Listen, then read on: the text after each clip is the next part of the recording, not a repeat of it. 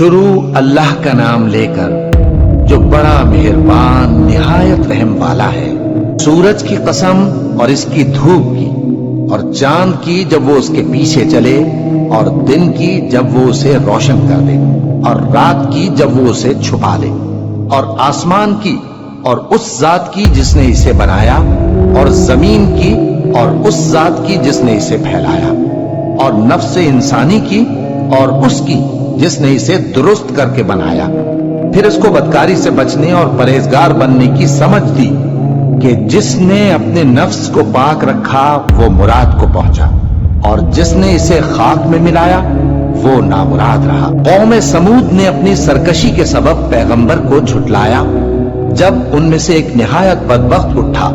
تو اللہ کے پیغمبر صالح نے ان سے کہا کہ اللہ کی اونٹنی اور اس کے پانی پینے کی باری سے خبردار رہو،